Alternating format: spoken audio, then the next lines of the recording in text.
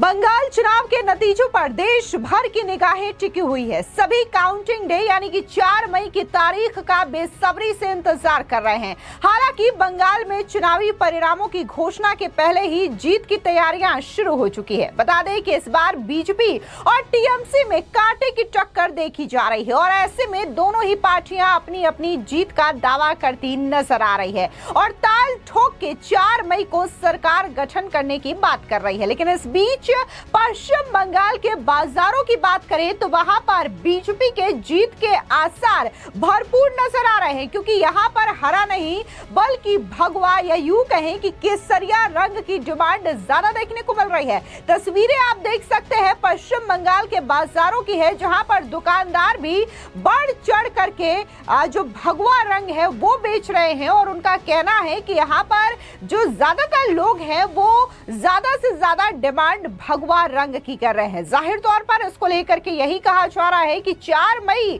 Counting के दिन है, लेकिन ऐसे में बीजेपी अपनी जीत को लेकर के पूरी तरीके से आश्वस्त है और अब बाजारों में भी भगवा रंग का जिस तरीके से क्रेज देखने को मिल रहा है वो इस बात पर मुहर लगाता हुआ नजर आ रहा है कि पश्चिम बंगाल में जो एग्जिट पोल दावा कर रहे हैं कि 4 मई को प्रचंड बहुमत से बीजेपी की सरकार बन रही है, क्या वो वाकई में सही है? क्योंकि अब पश्चिम बंगाल के बाजारों में भगवा रंग की डिमांड जोरों पर है। ऐसे में आपको बता दें कि बीजेपी के नेता अर्जुन सिंह का बड़ा बयान आया, जहां पर उन्होंने ममता बनर्जी पर जोरदार तरीके से हमला बोला है। फाल्ता विधानसभा क्षेत्र में जिस तरीके की घटना सामने आई है उसको लेकर के उन्होंने कहा कि ममता बनर्जी पगला गई है, बंगाल में बीजेपी की सरकार बनने जा रही है। आप भी सुनिए क्या कुछ बीजेपी के नेता अर्जुन सिंह ने कहा।